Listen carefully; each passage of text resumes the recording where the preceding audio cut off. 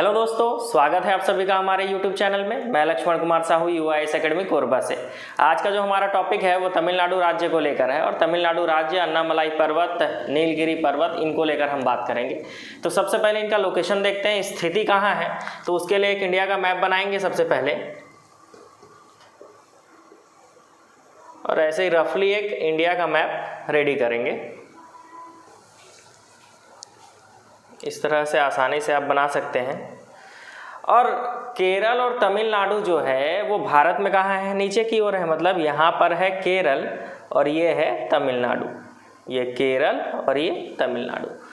इसी को लेकर बात करेंगे। सबसे पहले हम अन्नामलाई पर्वत पे बात करते हैं कि अन्नामलाई पर्वत जो है वो पर्वत कहाँ है। तो समझेंगे सबसे पहले अन्नामलाई पर्वत जो है, यहाँ देखिए केरल और तमिलनाडु के बीच में है। अन्नामलाई पर्वत केरल और तमिलनाडु के बीच में है। तो इसको पहले जूम करके देखते हैं और इसके बारे में जो फैक्ट पॉइंट है वो समझते हैं।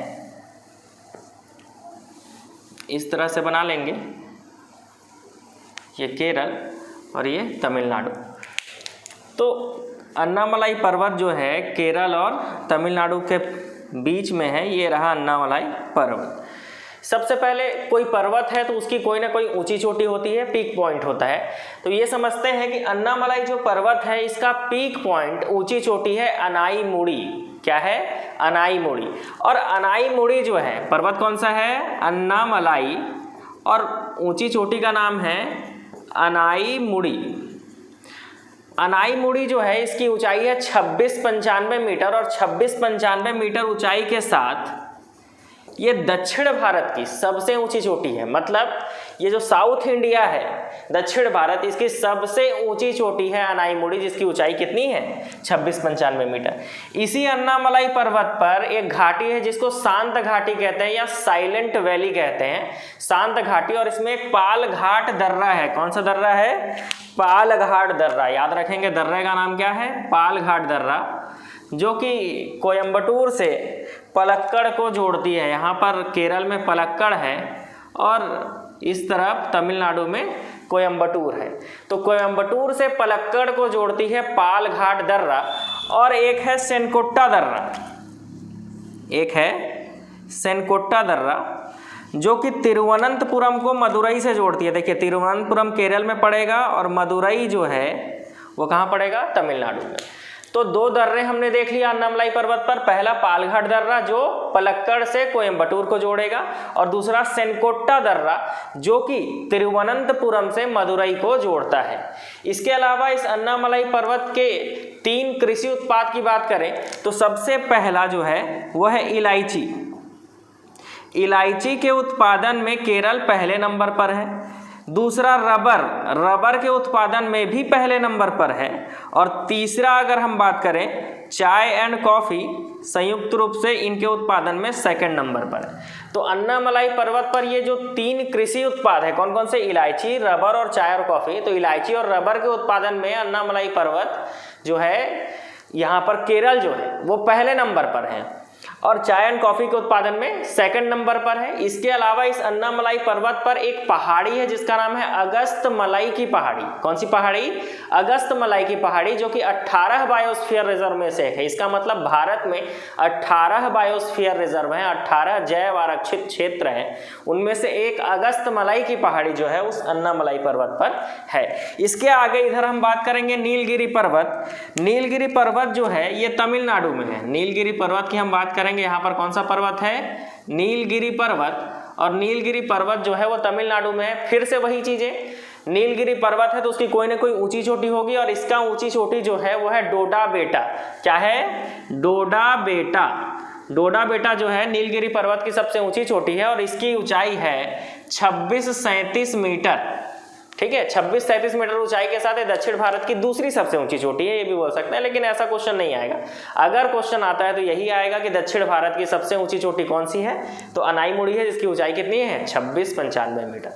तो उस तरह से नीलगिरी को देख लिया। नीलगिरी जो है, नीलगिरी पर्वत का नाम क्यों नीलगिरी पड़ा? क्योंकि यहाँ नीलगिरी वृक्षों की संख्या अधिक है। तो नीलगिरी पेड़ जो है ज्यादा पाए जाते हैं, इसीलिए इसका नाम नीलगिरी है। और इसकी सबसे ऊंची चोटी है डोडा बेटा, जिसकी ऊंचाई कितनी है? 2637 मीटर। यहाँ पर एक हिल स्टेशन है नीलगिरी पर्वत पर, इसका नाम है ऊटी। उसका पुराना नाम था उटकमंड, अब क्या कहा जाता है, इसे ऊटी कहा जाता है, जो कि नीलगिरी पर्वत पर है, ये याद रखेंगे। इसके अलावा नीलगिरी बायोस्फीयर रिजर्व, तो Nilgiri biosphere reserve 18 biosphere reserve में से एक है। जैसे हमने अन्नामलाई पर्वत पर पढ़ा कि अगस्त्यमलाई की पहाड़ी जो है वो 18 बायोस्फीयर रिजर्व में से एक है, वैसे नीलगिरी पर्वत जो है वो भी 18 बायोस्फीयर रिजर्व में से एक है। लेकिन यहाँ पर याद रखना है कि 1986 में नीलगिरी पर्वत को पहला बायोस्फीयर रिजर्व घोषित किया गया था, मतलब उस 18 बायोस्फीयर रिजर्व में से सबसे पहला बायोस्फीयर रिजर्व, भारत का सबसे पहला बायोस्फीयर रिजर्व कौन सा है, तो नीलगिरी पर्वत है, ये याद रखेंगे। इसके अलावा इस नीलगिरी पर्वत पर नीलगिरी रेलवे है जो कि विश्व विरासत सूची में शामिल है, मतलब वर्ल्ड हेरिटेज साइट में शामिल है। इसका आप ये बताएंगे मेरे को कि टोटल अभी भारत में कुल कितने वर्ल्ड हेरिटेज साइट है, वो कमेंट बॉक्स में आप कमेंट करेंगे। देखिए नीलगिरी रेलवे जो है वो विश्व विरासत सूची में शामिल है। तो ये हो गया नीलगिरी पर्वत और ये हो गया अन्नामलाई पर्वत। अब जो है हम सबसे पहले तमिलनाडु राज्य स्टार्ट करते हैं और उसके बाद केरल राज्य को देखेंगे। तो स्टार्ट करते हैं सबसे पहले तमिलनाडु राज्य। तमिलनाडु की राजधानी जो है वो है चेन्नई। तमिलनाडु की राजधानी क्या है, चेन्नई। इसके नोट्स आपको इस तरह से बनाने होंगे, जैसे एक तरफ आप हेडिंग डाल देंगे तमिलनाडु और एक तरफ आप डाल देंगे हेडिंग केरल। तो देखेंगे तमिलनाडु की राजधानी क्या है, चेन्नई। तमिलनाडु की भाषा तमिल, तमिलनाडु का त्यौहार पोंगल और यहाँ का जो शास्त्रीय नृत्य है वो है भरतनाट्यम। शास्त्रीय नृत्य भरतनाट्यम। तो चार चीजें आपको तमिलनाडु में याद रखनी है। सबसे पहला तमिलनाडु की राजधानी चेन्नई है, जिसे भारत का डेट्रॉयट भी कहा जाता है। दूसरा, तमिलनाडु की भाषा जो है वो तमिल है, जो कि एक शास्त्रीय भाषा है और भारत के 22 संवैधानिक भाषा में से भी एक है ना। संवैधानिक भाषा जो है इनके बारे में संविधान की 8वीं अनुसूची में बताया गया है और उस 8वीं अनुसूची में टोटल 22 भाषाओं को, भारत की 22 भाषाओं को संवैधानिक दर्जा दिया गया है। उस 22 भाषाओं में से एक है तमिल। इसके अलावा पोंगल जो यहाँ का मुख्य त्यौहार है और भरतनाट्यम, भरतनाट्यम भारत के 8 शास्त्रीय नृत्य में से एक है। तो चार चीजें जो आपको बिल्कुल याद रखना है। सबसे पहला, तमिलनाडु की राजधानी जो चेन्नई है भारत का डेट्रॉयट कहलाता है। तमिल जो है वो एक शास्त्रीय भाषा है और 22 संवैधानिक भाषाओं में से एक है। इसके बाद पोंगल जो है यहाँ का मुख्य त्यौहार है और भरतनाट्यम, भरतनाट्यम को आपको ये याद रखना है कि भरतनाट्यम जो है वो 8 शास्त्रीय नृत्य में से एक है। तो ये तमिलनाडु का जनरल इंफॉर्मेशन हो गया। अब जो है रोड को लोकेट करते हैं। सबसे पहले तमिलनाडु का जनरल इंफॉर्मेशन के बाद हम ये समझेंगे कि यहाँ पर कौन सा पर्वत पाया जाता है, तो नीलगिरी पर्वत। तमिलनाडु में कौन सा पर्वत स्थित है, नीलगिरी। और मैंने आपको नीलगिरी पर्वत के बारे में भी क्या बताया कि नीलगिरी पर्वत जो है 18 बायोस्फीयर रिजर्व में से सबसे पहला है, जिसको 1986 में घोषित किया गया था। यहाँ की सबसे ऊंची चोटी है डोडा बेटा, 26-37 मीटर ऊंचाई और यहाँ का जो हिल स्टेशन है वो है ऊटी। इसके बाद जो है हम बात करेंगे सबसे पहले मंदिरों को। तो सबसे पहले जो है मीनाक्षी मंदिर है ना, मदुरई का मीनाक्षी मंदिर, याद रखेंगे मदुरई का मीनाक्षी मंदिर। दूसरा, तंजौर का बृहदेश्वर मंदिर, दूसरा आपको याद रखना है तंजौर का बृहदेश्वर मंदिर। और तीसरा आपको याद रखना है कांचीपुरम का कैलाश मंदिर। 3 मंदिर हुए है ना। सबसे पहले 3 मंदिर फिर 3 मंदिर देखेंगे। तो सबसे पहला मंदिर कौन है, मदुरई। मदुरई का मीनाक्षी मंदिर जो है वो पांडेय शासकों ने बनवाया था। वैसे ही तंजौर का बृहदेश्वर मंदिर चोल शासकों ने बनवाया है और कांचीपुरम का कैलाश मंदिर पल्लव शासकों ने बनाया है। तो इसी तरह से यहाँ पर याद रखेंगे, ये कांचीपुरम है, कांचीपुरम का कैलाश मंदिर। यहाँ पर है महाबलीपुरम और महाबलीपुरम का सप्तरथ मंदिर। देखें ये कांचीपुरम, यहाँ पर पल्लव शासकों का राज था, तो कांचीपुरम का कैलाश मंदिर पल्लव शासकों ने बनवाया है। तो उसी तरह महाबलीपुरम का सप्तरथ मंदिर जो है वो भी पल्लव शासकों ने बनवाया है। इसके बाद यहाँ पर है चिदम्बरम। चिदम्बरम में नटराज की कांस्य मूर्ति और रामेश्वरम, यहाँ पर हम बनाएंगे रामेश्वरम। यहाँ पर है रामेश्वरम। रामेश्वरम जो है वर्तमान 4 धाम में से एक है और यहाँ पर शिव मंदिर है। तो इस तरह से 6 मंदिरों को हमको देखना है और किसने किसको बनाया ये भी देखना है। तो सबसे पहले मदुरई का मीनाक्षी मंदिर जो पांडेय शासकों ने बनवाया है, तंजौर का बृहदेश्वर मंदिर जो कि चोल शासकों ने बनवाया है, कैलाश मंदिर जो कांचीपुरम में है वो पल्लव शासकों ने बनाया है। इसीलिए ये महाबलीपुरम भी इसी के पास है, इस कारण इसको भी पल्लव शासकों ने ही बनवाया है। महाबलीपुरम में सप्तरथ मंदिर है। इसके बाद चिदम्बरम का, नटराज का कांस्य मूर्ति आपको याद रखना है, और रामेश्वरम वर्तमान 4 धाम में से एक है। इसके बाद जो है रोड को देखेंगे तो सबसे पहले यहाँ पर देखेंगे कन्याकुमारी। कन्याकुमारी जो है भारत का सबसे दक्षिणतम बिंदु है। भारत का सबसे दक्षिणतम बिंदु, अगर आप कन्याकुमारी बोलेंगे तो ये गलत हो सकता है। भारत का सबसे दक्षिणतम बिंदु ग्रेट निकोबार है, लेकिन भारत के मुख्य भूमि का दक्षिणतम बिंदु बोलेगा तो कन्याकुमारी है। याद रखेंगे, भारत के मुख्य भूमि का दक्षिणतम बिंदु कन्याकुमारी याद रखेंगे। और इससे जैसे ही आप आगे बढ़ेंगे, है ना, इस तरह से, तो कन्याकुमारी जैसे आगे बढ़ेंगे यहाँ पर पड़ेगा शिवाकाशी। क्या पड़ेगा? शिवाकाशी। जैसे छत्तीसगढ़ का शिवाकाशी बिलासपुर को कहा जाता है। क्यों कहा जाता है? क्योंकि छत्तीसगढ़ का शिवाकाशी जो बिलासपुर है वहाँ पर माचिस उद्योग है। मतलब शिवाकाशी जो ओरिजिनल शिवाकाशी है वो तमिलनाडु में है, और यहाँ पर माचिस उद्योग है और फटाका या विस्फोटक पदार्थ यहाँ बनाए जाते हैं। इसके आगे बढ़ेंगे, यहाँ पर पड़ेगा आवड़ी। आवड़ी में जो है भारी वाहन बनाए जाते हैं। भारी वाहन का मतलब है टैंक बनाए जाते हैं, जैसे अर्जुन टैंक, भीष्म टैंक, इस तरह के टैंक बनाए जाते हैं। याद रखेंगे कहाँ? आवड़ी में। इसके आगे बढ़ेंगे डिंडीगुल। डिंडीगुल जो है, डिंडीगुल में टीपू सुल्तान का शस्त्रागार था। इसके बाद जैसे ही आगे बढ़ेंगे यहाँ पर है सेलम। सेलम भारत के 9 स्टील प्लांट में से एक है। सेलम जो है भारत में, सेल एक कंपनी है, steel authority of India limited. याद रखेंगे सेल का फुल फॉर्म क्या है? Steel authority of India limited, जिसकी स्थापना 1974 में की गई थी। और इसमें टोटल 9 प्लांट है। उस सेल के 9 प्लांट में से, मतलब इस सेल के 9 प्लांट में से एक प्लांट सेलम स्टील प्लांट जो है वो तमिलनाडु में। इसके आगे बढ़ेंगे कुडनकुलम और कल्पक्कम, है ना। क्या याद रखना है आपको? कुडनकुलम और कल्पक्कम, ये दोनों भारत के 7 परमाणु बिजली घर में से 2। तो याद रखेंगे भारत में टोटल कितने परमाणु बिजली घर हैं? 7। उस 7 में से 2 परमाणु बिजली घर तमिलनाडु में है, कुडनकुलम और कल्पक्कम। ये याद रखना है आपको। इसके अलावा यहाँ पर जो बंदरगाह है ना, जैसे भारत में जितने भी बड़े बंदरगाह हैं उसमें से 3 बड़े बंदरगाह तमिलनाडु के तट पर हैं। और इस तमिलनाडु के तट को जो है कोरोमंडल तट कहा जाता है। क्या कहा जाता है? कोरोमंडल तट। और इस तट पर 3 बंदरगाह, सबसे पहला एन्नोर जो कि भारत का पहला कॉरपोरेट बंदरगाह था है, और दूसरा है चेन्नई जो भारत का सबसे पुराना बंदरगाह है, और तीसरा है तुतीकोरिन। यहाँ पर है तुतीकोरिन। तो 3 बड़े बंदरगाह जो तमिलनाडु के तट पर है। तमिलनाडु के तट का नाम कोरोमंडल तट है, और इस तट पर 3 बड़े बंदरगाह हैं, एन्नोर, चेन्नई और तुतीकोरिन। एन्नोर भारत का सबसे पहला कॉर्पोरेट बंदरगाह, दूसरा चेन्नई सबसे पुराना बंदरगाह, और तीसरा है तुतीकोरिन। तो इस तरह से तमिलनाडु राज्य जो है उसमें कौन से जगह कितने इंपॉर्टेंट है आपको ये समझ में आया। कुछ और फैक्ट पॉइंट देखते हैं, जैसे मदुरई से तंजौर और तंजौर से कांचीपुरम, यहाँ पर 2 जगह पड़ेंगे, एक है पेराम्बुल और दूसरा नवेली। पेराम्बुल और नवेली। पेराम्बुल आपको याद रखना है कि पेराम्बुल में इंटीग्रल कोच फैक्ट्री है। पेराम्बुल में इंटीग्रल कोच फैक्ट्री, देखिए भारत में कोच मतलब सवारी डिब्बा बनाने की 3 फैक्ट्रियां हैं, जिसमें सबसे पहला फैक्ट्री कहाँ स्थापित किया गया था? तो पेराम्बुल में स्थापित किया गया था। इंटीग्रल कोच फैक्ट्री याद रखेंगे। दूसरा रेलवे कोच फैक्ट्री जो है वो कपूरथला पंजाब में है, और modern coach factory Raebareli UP में है। जब पंजाब हम पढ़ेंगे और यूपी पढ़ेंगे तब मैं आपको इस चीज को फिर से बताऊंगा। अभी आपको याद रखना है कि रेलवे कोच फैक्ट्री जो है भारत की सबसे पहली कोच फैक्ट्री कहाँ स्थापित की गई थी? पेराम्बुल में, जिसका नाम क्या है? Integral coach factory. दूसरी बात, नवेली याद रखेंगे। नवेली में लिग्नाइट कॉर्पोरेशन ऑफ इंडिया है। तो लिग्नाइट कॉर्पोरेशन ऑफ इंडिया का मतलब लिग्नाइट कोयला, और लिग्नाइट कोयला का भंडारण सबसे ज्यादा तमिलनाडु में है, इसलिए यहाँ पर लिग्नाइट कॉर्पोरेशन ऑफ इंडिया स्थापित किया गया है। कहाँ? नवेली में।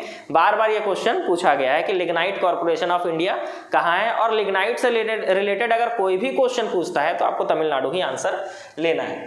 तो इस तरह से पेराम्बुल और नवेली भी हो गया। इसके अलावा कोयम्बटूर है ना, हम यहाँ पर पढ़े हमने कि कोयम्बटूर से पलक्कड़ जो है ये कौन सा दर्रा है? पालघाट दर्रा है। कोयम्बटूर में गन्ना अनुसंधान केंद्र है, याद रखेंगे। क्या है? गन्ना अनुसंधान केंद्र। कोयम्बटूर गन्ना अनुसंधान केंद्र है यहाँ पर। और आपको एक चीज ये याद रखना है कि तमिलनाडु भारत का एकमात्र ऐसा राज्य है, तमिलनाडु भारत का एकमात्र ऐसा राज्य है जिसमें वर्षा जो है उत्तरी पूर्वी मानसून से होती है। जैसे हमारे यहाँ वर्षा जो है भारत में पूरी वर्षा किससे होती है, दक्षिण पश्चिम मानसून से होती है, आपको पता है, साउथ वेस्ट। लेकिन लौटता हुआ जो मानसून है उत्तरी पूर्वी मानसून, वही जो है भारत में तमिलनाडु राज्य में क्या करता है, बारिश करता है। और भारत में तमिलनाडु राज्य एकमात्र ऐसा राज्य है जहां पूरे शीत ऋतु में वर्षा होती है। मतलब शीत ऋतु में कहीं वर्षा नहीं होती है, तो कौन से राज्य में वर्षा होती है, तमिलनाडु में। इसलिए यहाँ गेहूं का उत्पादन नहीं होता है, और जब गेहूं का उत्पादन नहीं होता है तो यहाँ के लोग जो है इडली डोसा ये सब खाते हैं, तो चावल का बना हुआ चीज़ ज़्यादा खाते हैं। तो तमिलनाडु याद रखेंगे आपको, यहाँ गेहूं का उत्पादन नहीं होता है, लेकिन गन्ने के उत्पादन के लिए यहाँ एक आदर्श जलवायु है। इस कारण गन्ना रिसर्च सेंटर जो है वो कहाँ है, कोयम्बटूर तमिलनाडु में। तो ये जो है तमिलनाडु राज्य कवर हो गया। इसी के साथ हम केरल राज्य को भी कंपेयर करके कवर कर सकते हैं।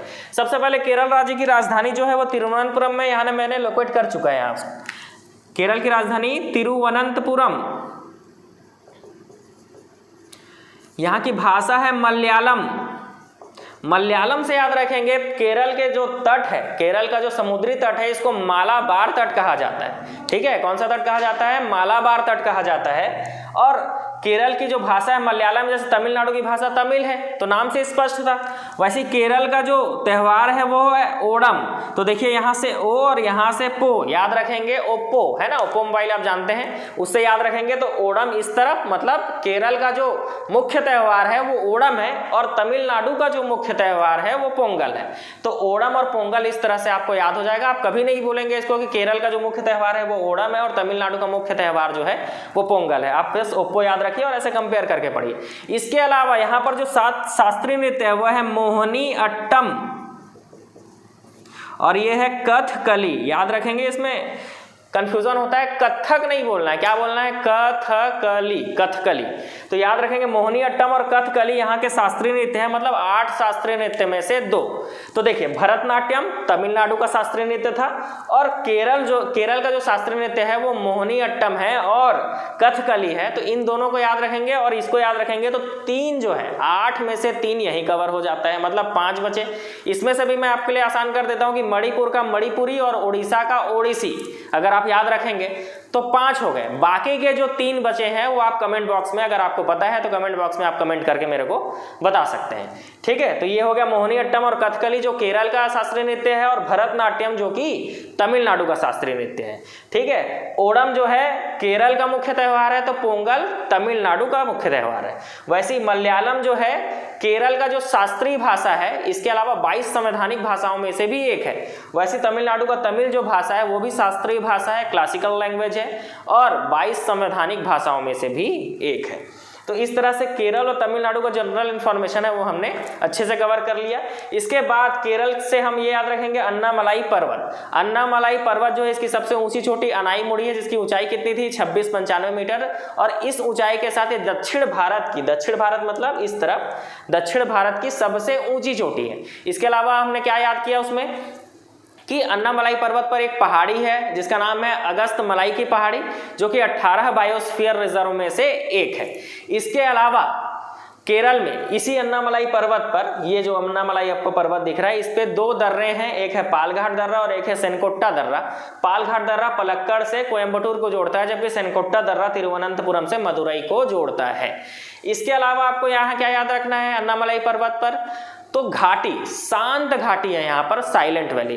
अब केरल का जो पॉलिटिकल मैप है उसको कवर करते हैं। तिरुवनंतपुरम से जैसे ही आगे बढ़ेंगे सबसे पहले पड़ेगा थुम्बा। कौन सा जगह पड़ेगा, थुम्बा। इसके बाद आगे बढ़ेंगे तो पड़ेगा कोल्लम, उसके बाद कालीकट, कोट्टायम, कोच्चि, और उसके बाद पड़ेगा एर्नाकुलम। क्या पड़ेगा, एर्नाकुलम। उसके बाद पड़ेगा अलेप्पी, और अलेप्पी के आगे पड़ेगा कासरगोड। तो इतने जगह हमको कवर करने हैं। तो सबसे पहले तिरुवनंतपुरम में पद्मनाभ स्वामी का मंदिर है, और ये केरल की राजधानी है। किसका मंदिर है, पद्मनाभ स्वामी का मंदिर है। इसके बाद थुम्बा में विक्रम साराभाई स्पेस सेंटर है। थुम्बा है ना, टेक्नोलॉजी की क्लास में मैंने आपको बताया था, थुम्बा में विक्रम साराभाई स्पेस सेंटर है। इसके बाद आगे बढ़ेंगे कोल्लम में याद रखेंगे अष्टमुदी झील। कोल्लम में कौन सी झील है, अष्टमुदी झील। लिख रहा हूं मैं यहाँ पर, देखिए अष्टमुदी झील, याद रखेंगे अष्टमुदी झील किस राज्य में है, तो केरल राज्य में। कहाँ पर है, कोल्लम में है।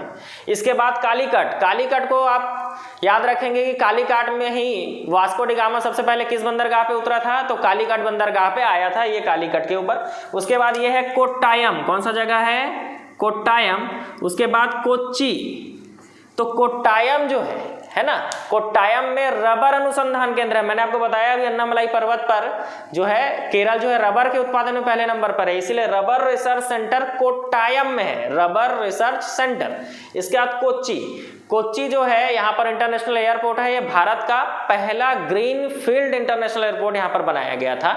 इसके अलावा वेम्बनाड झील जो है वो कोच्चि से लगा हुआ है। कौन सा झील, वेम्बनाड झील। झीलों के बारे में जब हम देख रहे हैं तो एक साथ देख लेते हैं। इस वेम्बनाड झील की लंबाई 96 किलोमीटर है, ये है अष्टमुदी झील।